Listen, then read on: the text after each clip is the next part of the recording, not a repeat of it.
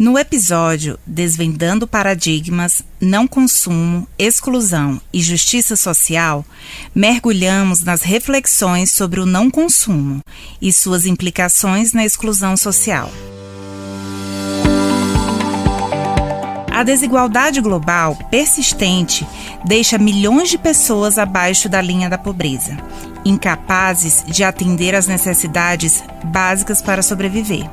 Este cenário, que é alarmante, evidencia a disparidade econômica, social e geográfica que perpetua a privação de recursos essenciais. Muitos enfrentam desafios, exacerbando preconceitos de gênero, raça e religião. Quando falamos da impossibilidade de consumir, estamos fazendo uma travessia interseccional. Isso significa que fatores como gênero, raça, etnia, dentre outras características, somam-se à pobreza na construção dessa exclusão. Os pesquisadores de marketing são chamados a reinventar teorias, documentar soluções emergentes e explorar parâmetros de consumo para promover a justiça social. Vamos discutir práticas para soluções transformadoras e fazemos um convite para você se juntar a nós. Vem com a gente! Oi, Melissa. Oiê. Feliz 2024 para nós. Para nós, para os nossos ouvintes pra também. Todo mundo que está escutando. Estamos aqui hoje gravando o primeiro episódio nesse ano, né? Primeiro episódio o quinto episódio dessa temporada. Estamos nesse momento na Rádio UEM, que é a nossa parceira nessa gravação. Então a gente já queria começar de cara o ano e o episódio agradecendo essa parceria mais uma vez. Né? E esse roteiro, acho que dessa nossa proposta, nesse quinto episódio, ele foi desafiador de preparar, né? De pensar e de trazer esses insights, porque ele é um tema complexo, né? Você pensar nas pessoas que são impossibilitadas de consumir e que faz parte do nosso dia a dia e da população brasileira, né, que esse contexto que a gente está inserido. Então isso ele é desafiador para nós enquanto pesquisadoras, enquanto alunas, mas também enquanto pessoas, né, cidadãs, enquanto sociedade, porque é um tema que ele vai abranger aí dimensões que são sociais, que são econômicas, né, tem a ver com a posse, os recursos, né, e individuais também, porque isso vai ter um desdobramento na vida dessas pessoas. Então, eu acho importante a gente começar aí situando o nosso ouvinte, que a gente vai explorar alguns pontos chaves dessa discussão, trazer algumas coisas que a literatura traz pra gente também, ver no nosso dia a dia como isso acontece, algumas práticas pra gente minimizar essas desigualdades, né? E só que em nenhum momento o nosso objetivo também é esgotar esse assunto, até porque daria uma temporada inteirinha, né, sobre isso. É um assunto bem rico, né? O que a Leir tá falando, né? Porque você acabou de falar.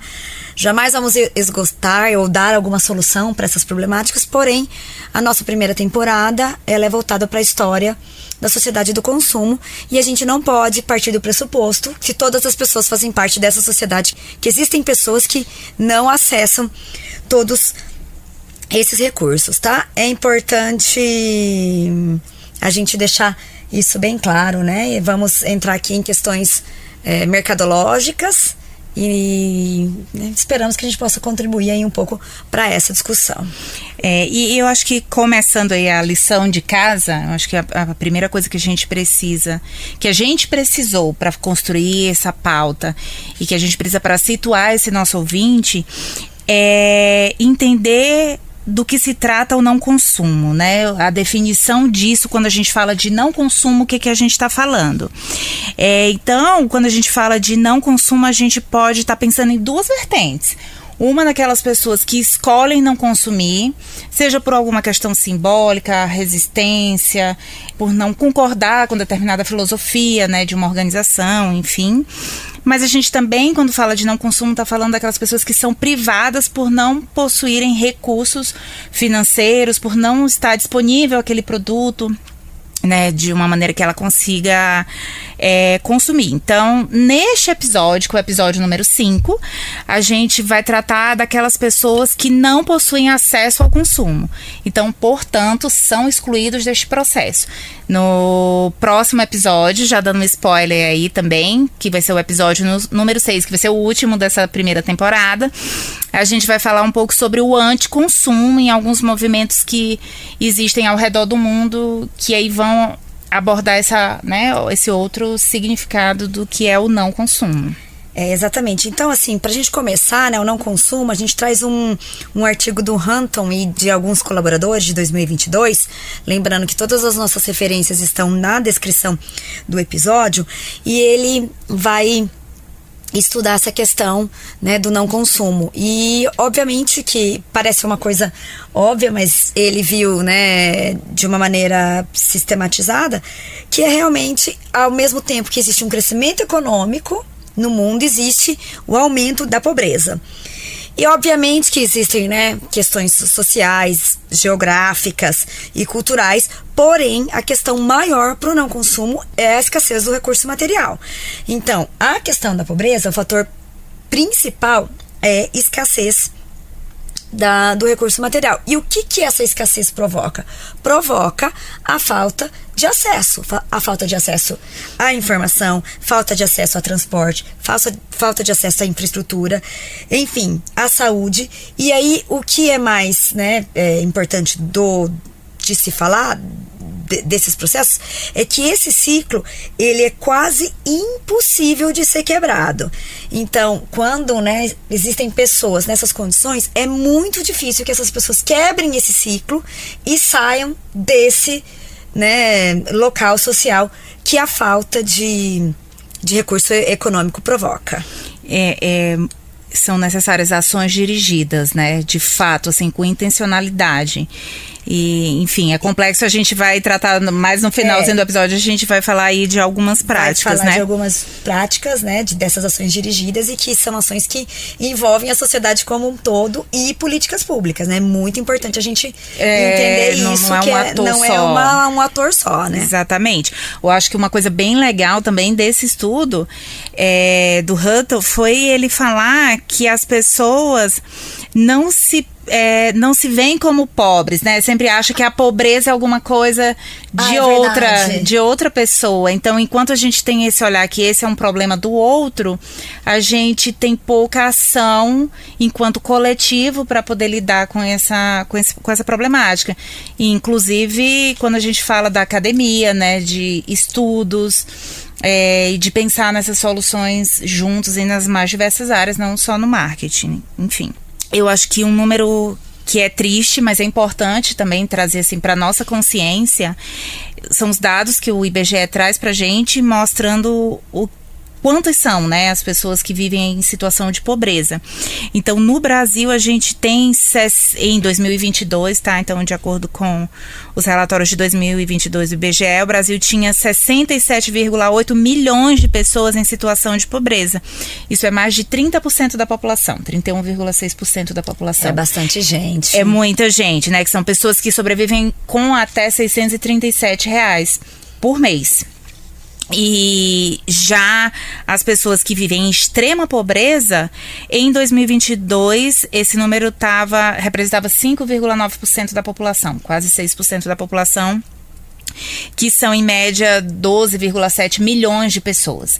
E aí essas pessoas vão viver com menos de R$200 por mês. Então, é um dado triste, mas é importante da gente ter essa consciência, porque para o nosso ouvinte mesmo pode não ser o contexto que ele esteja habituado, enfim, que ele conheça, mas é importante ter essa visão geral aí de país, eu acho legal também a gente falar desses números, porque é a partir dessas preocupações que elas são nossas. A gente está falando aqui de Brasil, mas a gente está falando também de mundo, Então, a ONU desenvolveu os Objetivos de Desenvolvimento Sustentável para a gente tentar fazer a redução dessas desigualdades. Então, o objetivo 1, especificamente, ele trata da redução da pobreza, a nível mundial. E cada país com o seu corpo, com as suas ações, enfim. Então é importante a gente saber que essas ações que são, alguns problemas que são locais, que a gente pensa, é aqui no Brasil e tudo, mas eles são compartilhados por várias outras nações. Então é importante a gente também falar disso, né? Essa coisa, né, que a pobreza, ela não atinge todas as pessoas de maneira linear, né? Então, o que é pobre, o que a gente vê, pobreza aqui é uma coisa, na Índia é outra, na Europa é outra, nos Estados Unidos é outra. Então, exatamente, isso é muito importante a gente contextualizar. Então, questões geográficas, né, é diferente. Então, por isso que acaba sendo até um desafio muito grande, né? Igual essa questão da ONU, os ODS, porque os países têm realidades econômicas, sociais e culturais muito diferentes. E também as questões da raça e etnia, né? A raça e etnia também.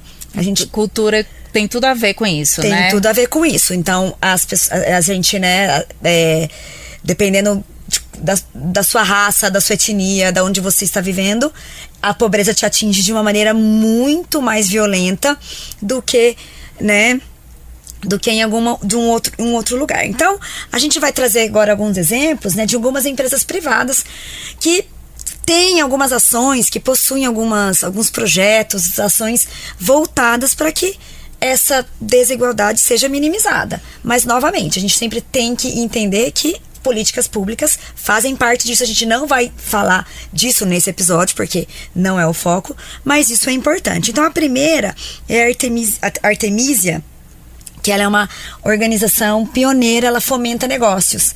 Então, ela fomenta, né, o empreendedorismo de pequenos e médios empreendedores, que a gente sabe, né, devido a essa problemática, como para esse setor é difícil também para um pequeno empresário prosperar, né, e ter sucesso aí nessa vida. Então, é isso que eles fazem, né? Fazem levantamentos disso e fazem desses né, projetos para ajudar esse setor. É que essa caracterização da pobreza, ela tá ali vinculado a vários fatores interligados, né? Então, eu acho que a Artemisia, ela com muita propriedade ajuda nesse fortalecimento desses empreendimentos, né? Para que a riqueza e o dinheiro circulante fique realmente naqueles nano-empreendedores, enfim, né? Exatamente. É mostrado que outro fator importante nessa privação em relação ao consumo, né, pela população mais pobre, é o acesso limitado à educação. Então, são pessoas que acabam não sabendo que os itens existem, ou que acabam pagando mais caros porque não conhecem canais alternativos, maneiras diferentes de comprar. Então, a educação, ela é fundamental para a quebra desse ciclo que a gente fala que é tão difícil, né, que é quase impossível. Mas que a gente acredita que essas coisas, né, podem melhorar.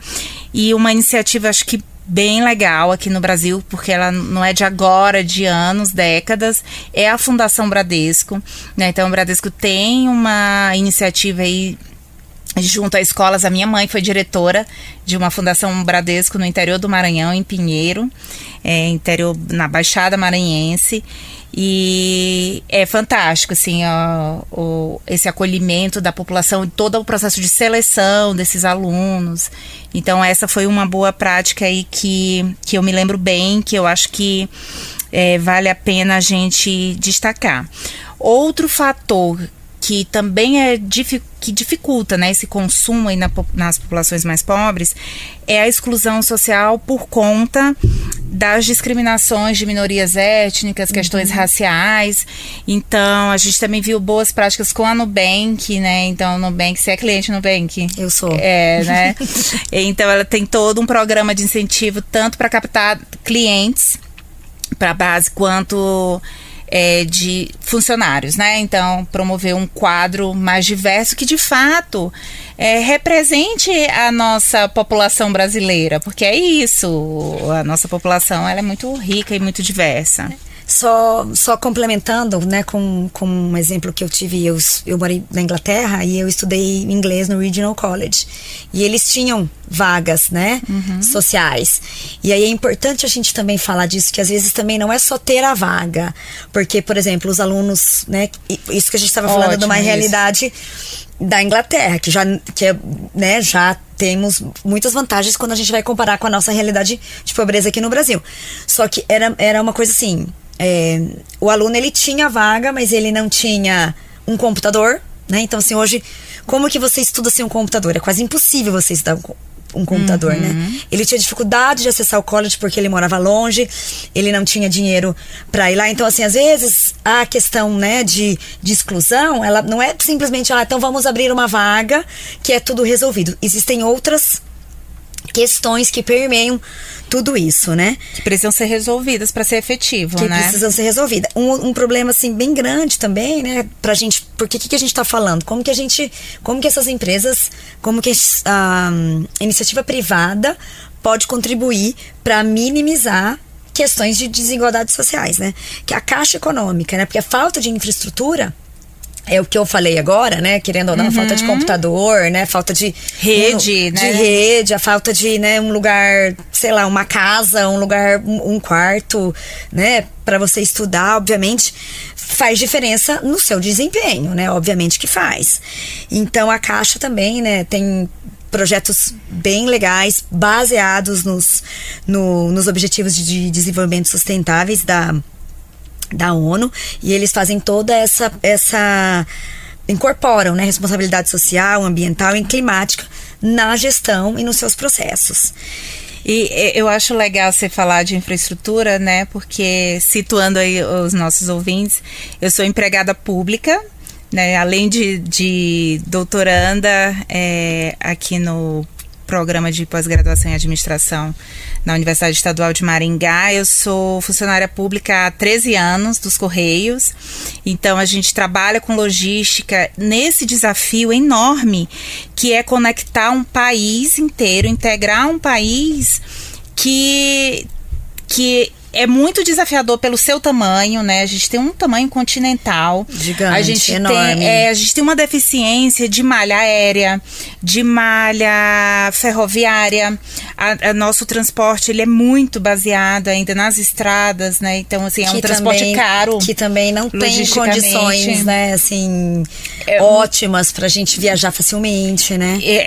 Exatamente. Então, assim, são como você falou, isso é a importância de uma empresa pública desse porte conseguir fazer toda essa movimentação, né, e isso tem a ver com inclusão também. Quando a gente fala as questões logísticas, isso vai ter um reflexo ali no preço desses produtos, em como isso vai chegar para o consumidor e como o próprio acesso, né? Lá no Maranhão, esses dias, uma amiga mandou uma foto, acho que de uma bandeja de cogumelos que aqui na região, em Londrina, Maringá, a gente produz muito, então R$8, R$10, você comprou uma bandejinha de shiitake, shimeji, cogumelo Paris e tudo. Eu acho que no Maranhão, esses dias uma amiga mandou uma foto assim de R$47. Eu tive essa experiência, fui pra Recife, a gente queria fazer um risoto de cogumelo, né, que é a minha especialidade até, na cozinha, e aí não teve que substituir. A gente mudou, porque era, se eu não me engano, tava R$63 uma bandejinha. Então assim, você não consegue, né? Então acaba que tem estratégias de você privilegiar o que é local, certo? Para poder fazer. E assim, a gente poderia ficar aqui citando N exemplos, na verdade, né? Quando a gente fala dos fatores que causam essa exclusão, a gente falou aqui de fatores logísticos, econômicos, educacionais, mas a gente tem questões climáticas também, né? Então, às vezes as pessoas não conseguem fazer essa relação do consumo, dessa privação, né? Da pobreza e condições climáticas. Mas vejam, as pessoas que estão em áreas mais atingidas por desastres climáticos, geralmente é a população mais pobre. É quem já teria dificuldade de acesso antes. E então, se acontecem desastres, aqui no Brasil a gente está em janeiro, começa fevereiro, período de chuvas, a gente vê ano após ano encostas, né, que tem com deslizamentos, alagamentos. Então, geralmente quem mais sofre é justamente quem já teria dificuldade de acesso, tá? Então, é por isso que essas coisas, elas estão conectadas e é por isso que isso não é uma discussão simples. Não é nem um pouco simples, né? E a gente tá fazendo a nossa discussão é a partir da cultura e consumo, né? Da teoria da cultura e consumo. Sim. Então é por isso que a gente está trazendo essas coisas. E aí a gente tem também, né, a questão de grupos que não consomem, que são excluídos por conta de um estigma, né? De um estigma social. A gente falou nas outras temporadas, né, que o consumo ele acaba sendo um processo de pertencimento, de identidade cultural, né, a gente molda a identidade através de processos de consumo. E aí a gente achou um artigo da BBC sobre a hanseníase, né, sobre a lepra, que parece, né, tipo, coisas assim que eu me assustei porque eu nem lembrava. Não faz parte da minha dinâmica da minha vida, e parece que a lepra é uma doença que ficou no passado, mas não é bem assim, tá? Em 2021 foram diagnosticadas 18.318 pessoas, só aqui no Brasil. Isso significa 13% dos casos em todo o mundo. Então, o Brasil é o segundo país que mais... Perde pra Índia? Só perde pra Índia, né? E olha só, né? Por quê? A lepra está associada, estigmatizada também com pessoas mais pobres, né? Com a camada social mais pobre. Por quê? Tem toda, né, um dermatologista que fala isso, que fala disso nessa reportagem. E o meio que mais, né, o meio de transmissão é o contato constante. E acabam sendo de pessoas que moram muita gente na mesma casa. Tá? E também, né, onde aí a questão da casa, né? Geralmente essas casas têm pouco recurso de ventilação, então as pessoas ficam mais suscetíveis a esse risco. E é claro que a hanseníase recebe muito pouca atenção das políticas públicas. Então, eu pensei inclusive nos pesquisadores, sabe, de cultura e consumo, assim, não me lembro de nenhum artigo que tenha abordado esses aspectos. Eu tive agora lá no Ceará durante as férias e passando o Natal com a família, e é muito interessante. Eu tenho um primo que trabalha com uma comunidade, né, e muitos lugares ainda tem uma dinâmica de exclusão dessas pessoas, de eles terem que morar em um lugar isolado. Então eles mesmos criam dinâmicas para produzir os alimentos, as coisas que precisam, os serviços, tudo entre eles, porque esse acesso não é tão fácil. Então são questões que nos mostram que o consumo ele é também um problema ou uma solução, que ela é social, né? Não é só individual, não é só a pessoa. A gente está falando, quando a gente fala de consumo, a gente fala de um coletivo que muitas vezes é invisibilizado, né? Do mesmo jeito que existem esses impactos sociais, também a gente vai ter impactos que são econômicos, né? Então, quando a gente fala de impactos econômicos, a gente está falando da questão da justiça social. Então, é muito importante pensar que quando as pessoas não têm condições de consumir isso tem um desdobramento também na economia de um país, na economia de uma cidade, enquanto essa cidade vai arrecadar de impostos, né, nas vagas de emprego, sim, na diminuição da produção, porque a gente fala consumo associado à produção. Então, os alimentos que são produzidos, então se as pessoas já consomem menos, né, então tudo isso é muito dinâmico e é importante entender que além desses impactos sociais, a gente também vai ter esses impactos que são econômicos. A gente tem um autor brasileiro que ele vai falar um pouco sobre um artigo que ele vai falar sobre a associação econômica dessas pessoas pobres. Então, como as vias de associativismo, tanto para compras quanto para fomentar os negócios, pode ser um canal, uma estratégia, né, para melhorar esses aspectos que são econômicos aí de enfrentamento à pobreza. A gente não vê muita, né? Infelizmente, é uma área de pesquisa que a gente não vê muitas pesquisas sobre a questão do não consumo, né?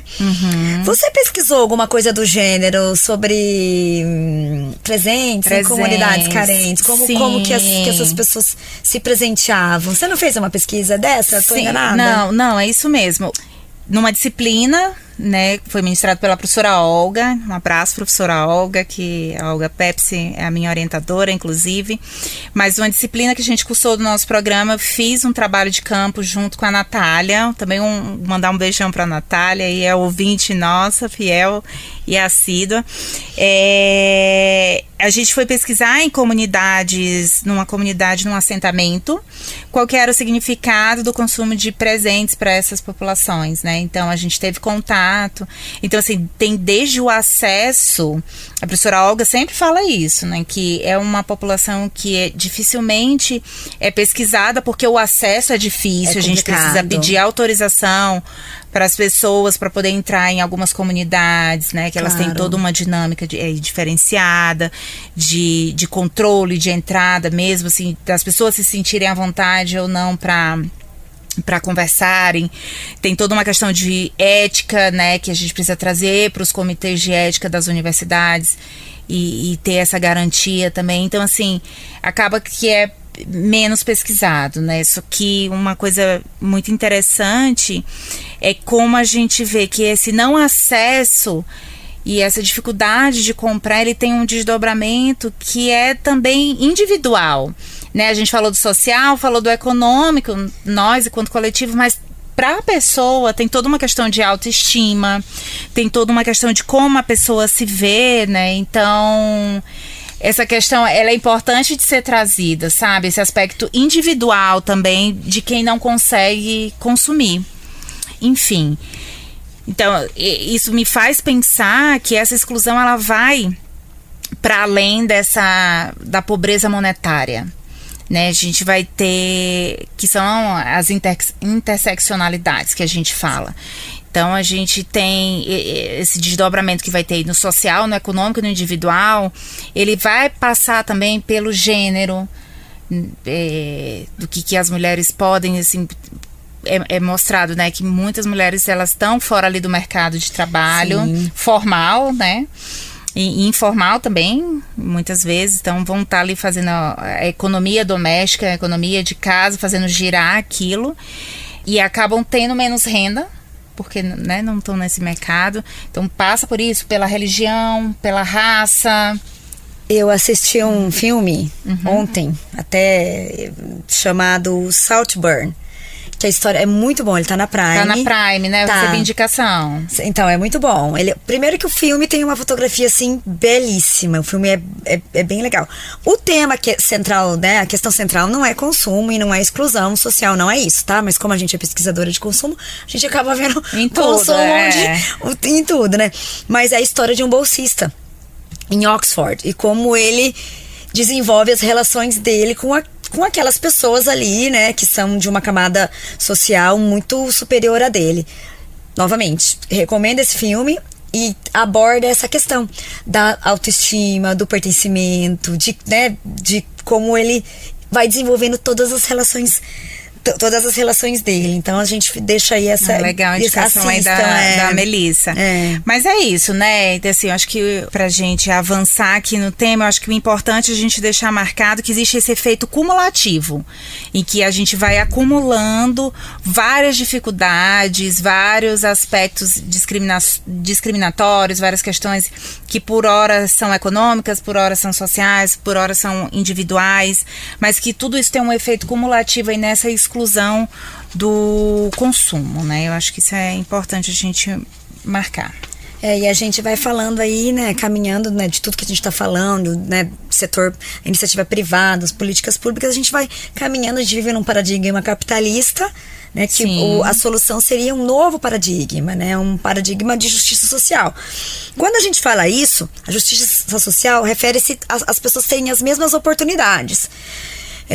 Eu também morei na Dinamarca, né, e ali a gente, quando eu acho assim, né, é muito complicado a gente falar, nossa, o fim do capitalismo, não é essa a questão, né, não estamos falando apologias, essas coisas, até porque, né, isso aí é uma coisa mundial que, enfim, a gente não tá discutindo isso.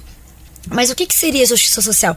As pessoas terem as mesmas oportunidades, independente da raça, né, da etnia, da localização geográfica. Isso é coisa que não acontece, né? Eu morei na Dinamarca e lá acontece de uma maneira melhor.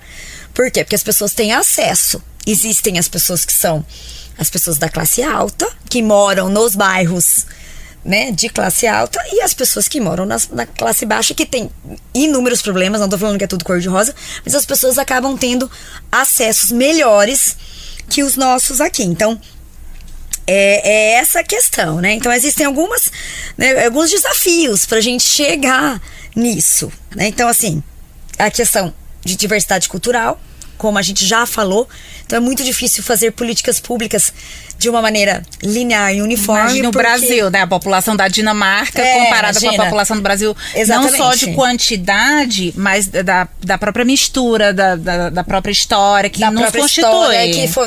De constituição mesmo, exatamente, né? Então, existem, né, exatamente, ainda, se a gente for falar só do Brasil, desigualdades internos, quando a gente fala que existem regiões, grupos mais afetados. Então, assim, existem, né, inúmeras pesquisas, inúmeros números que as mulheres negras são a camada social que ela é mais afetada em todos os quesitos, né, e com menos probabilidade de ascensão. E aí, né, obviamente, novamente, né, nossos governos instáveis e corruptos de uma maneira, né, alucinante, e que é um desafio muito grande pra gente chegar na questão da justiça social, né? Que incomoda, mas é isso, né? É um paradigma a ser perseguido, né? Eu acho que a justiça social e os estudos que vêm sendo feitos nesse sentido não são num sentido utópico, né? Eu acho que é importante trazer, assim, não é... Mas é de um mundo, de uma direção para se caminhar. Eu acho, a minha interpretação é nessa, né? Num estudo, assim, é um paradigma, uma lente para a gente olhar e caminhar em direção a. E a gente tem dois autores que não vou conseguir falar o nome, Ordabaeva, eu acho que é isso, Elis Jack. 2022, mas vai estar lá, tá? É do Journal of Consumer Psychology, vai estar aqui na nossa descrição, que eles vão engrandecer os estudos do marketing no sentido de dizer que a gente está numa posição muito privilegiada para estudar essas relações de pobreza e de propor soluções, né? Não de encontrar soluções definitivas, até porque nessa altura do episódio a gente espera já que o nosso ouvinte entenda que ela não existe, né, uma única só, porque é tudo muito complexo, mas a gente consegue pensar estratégias para o mercado, para os parceiros, para os consumidores. Então a gente tem inclusive uma linha, né, dentro dos estudos de consumo que a gente chama de TCR, que é a Transformative Consumer Research. Aqui no Brasil a gente tem vários grupos de pesquisa, vários pesquisadores aí pesquisando nessa área através desse conjunto de teorias. Então a gente também queria situar o nosso ouvinte disso, né? Que a gente, enquanto marketing, a gente tem essa preocupação e a gente vem somando esforços aí multidisciplinares, claro, sempre, como é o marketing, como são os estudos de cultura e consumo, no enfrentamento dessas problemáticas.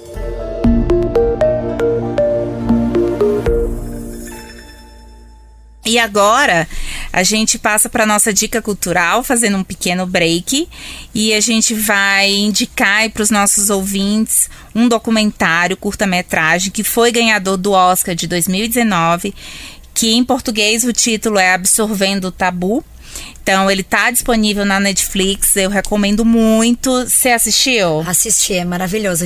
Eu já tinha assistido. E aí ontem, né, por conta da nossa dica cultural, obviamente, eu assisti novamente.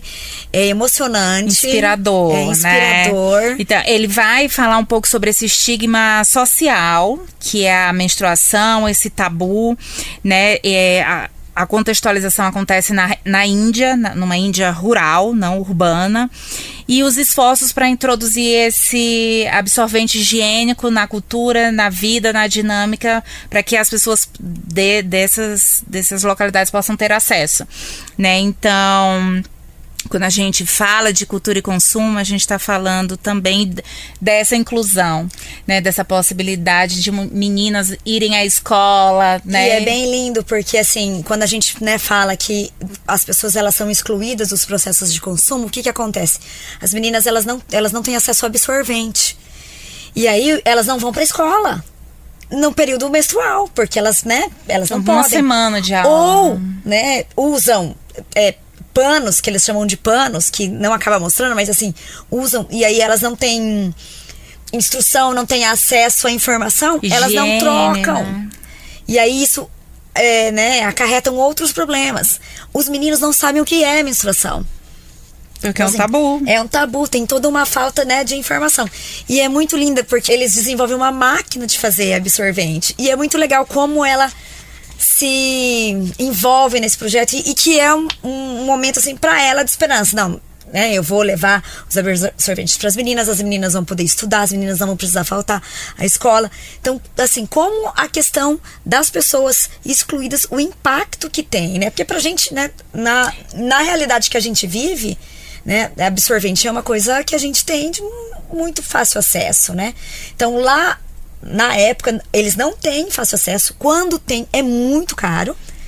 E aí, olha o tanto de impacto, né? Que a falta de absorvente para as meninas promove, né? Que na nossa própria... provoca, desculpa. Provoca. E assim, na própria teoria aqui que a gente trabalhou hoje, a gente fala, né, do impacto lá social, econômico e individual. Então, esse é um ótimo exemplo de como isso atinge socialmente, economicamente, pela dificuldade de acessar, enfim, e individualmente, né, autoestima, questão de saúde mesmo, né? Aqui no Brasil, há alguns anos atrás a gente começou a ouvir essa pauta, né, de pobreza menstrual e os reflexos disso. Então é importante, é claro que a gente trouxe esse documentário porque ele teve uma notoriedade, mas óbvio a gente não precisaria viajar até a Índia para saber que essa realidade também ela está acontecendo aqui.